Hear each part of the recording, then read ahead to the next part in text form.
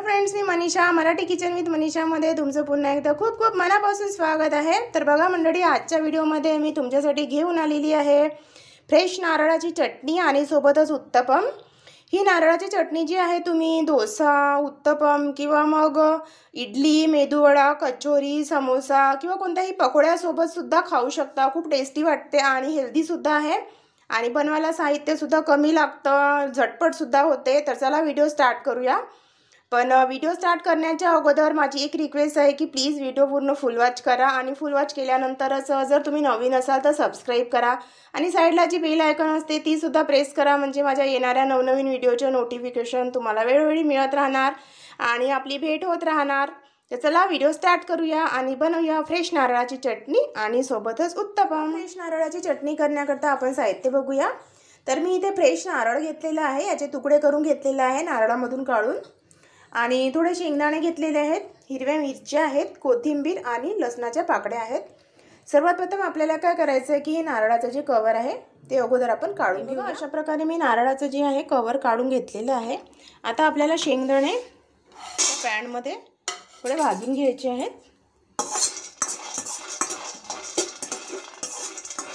ही चटणी तुम्ही एकदा बनवून ठेवल्यास 2 ते 3 दिवस अगदी छान राहते फ्रीजमध्ये ठेवल्यास, आणि हेल्दी सुद्धा आहे आणि टेस्टी सुद्धा होते ही चटणी फ्रेश नारळाची। जर तुमच्याकडे फ्रेश नारळ अवेलेबल नसेल तर तुम्ही कोरड्या खोबऱ्याची सुद्धा बनवू शकता। तर हे बघा शेंगदाणे भाजून झालेले आहेत। आता गॅस बंद करून देऊया। तर हे बघा शेंगदाणे मी अशा प्रकारे भाजून घेतलेले आहेत। आता आपल्याला हे नारळाचे छोटे छोटे पीसेस करून घ्यायचे आहेत। तर बघा मी नारळाचे असे छोटे छोटे पीसेस करून घेतलेले आहेत। आता आपण हे मिक्सरमध्ये टाकूया आणि यामध्येच टाकूया भाजलेले शेंगदाणे, कोथिंबीर, लसणाच्या पाकळ्या, हिरवी मिरची आहे थोडी बारीक कट करून घेतलेली आहे। यामध्येच आता आपण टाकूया अर्धा छोटा चम्मच मीठ आणि मी इथे अर्धा छोटा चम्मच जिरे टाकत आहे। आता आपल्याला हे सर्व मिश्रण छान असं बारीक करून घ्यायचं आहे। आवश्यकतेनुसार तुम्ही यामध्ये थोडं पाणी ॲड करू शकता। तर हे बघा अशा प्रकारे मी सर्व साहित्य छान मिक्सरमध्ये बारीक करून घेतलेलं आहे आणि बारीक करताना मी इथे थोडं पाणी पण ॲड केलेलं आहे। तर आता आपण एका बाउलमध्ये काढून घेऊया ही चटणी आणि या चटणी करता आता आपण तडका रेडी करूया। तर हे बघा आता आपण चटणी करता तडका रेडी करणार आहोत। तर एका पॅनमध्ये मी थोडं तेल गरम करून घेतलेलं आहे। आता आपण इथे टाकूया थोडीशी उडद डाळ, 2 लाल मिरच्या,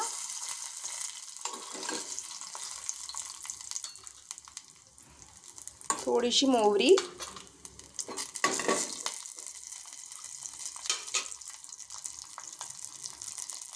कढीपत्ता,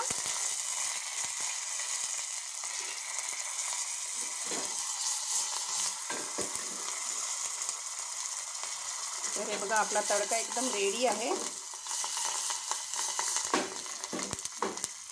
तर आपण गॅस बंद करून देऊया आणि हा तडका आपण टाकूया आता आपल्या चटणीमध्ये।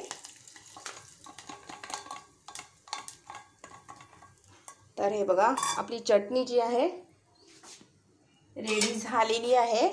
डोसा, इडली, उत्तपम किंवा समोसा कोणत्याही पदार्थासोबत तुम्ही ही चटणी खाऊ शकता, खूपच टेस्टी वाटते। आणि आता आपण करणार आहोत उत्तपम। तर हे बघा उत्तपम करता बॅटर एकदम रेडी आहे आणि हे बॅटर कसं रेडी करायचं याचा सुद्धा व्हिडिओ मी लवकरच अपलोड करेन। तर हे बघा उत्तपम करता तवा गरम झालेला आहे। आपण थोडं तेल लावून घेऊया, सर्व बाजूने परतून घ्यायचं आहे। आता आपण इथे बॅटर टाकूया।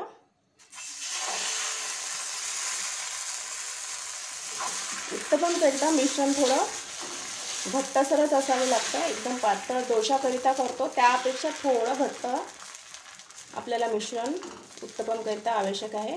तर हे बघा अशा प्रकारे मी उत्तपम रेडी करून घेतलेला आहे। आणि आता आपण वरून टाकूया थोडा बारीक चिरलेला कांदा,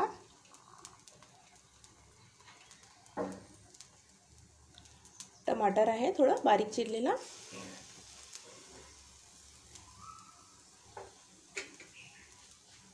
गाजर आहे थोडा किसलेला। गाजर पूर्णपणे ऑप्शनल आहे, पण आणखी थोडं हेल्दी करण्याकरिता मी इथे गाजर टाकत आहे। छान वाटतं गाजर टाकल्याने उत्तपम, टेस्ट एकदम छान येते आणि हेल्दी सुद्धा बनतं। थोडी कोथिंबीर टाकूया,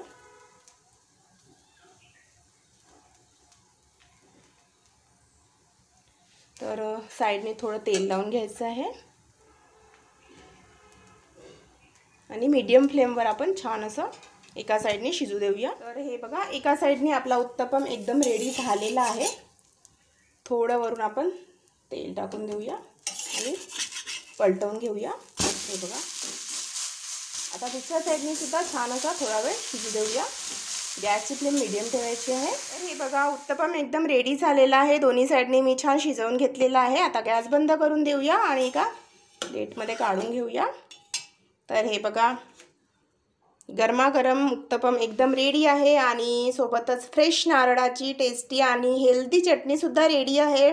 तर कसा वाटला माझा हा व्हिडिओ नक्की सांगा कमेंट बॉक्समध्ये। आणि जर तुम्ही माझ्या चॅनलवर पहिल्यांदा येत असाल तर please Marathi kitchen with Manisha या चॅनलला अवश्य सबस्क्राईब करा अशाच न्यू आणि हेल्दी रेसिपी बघण्याकरिता।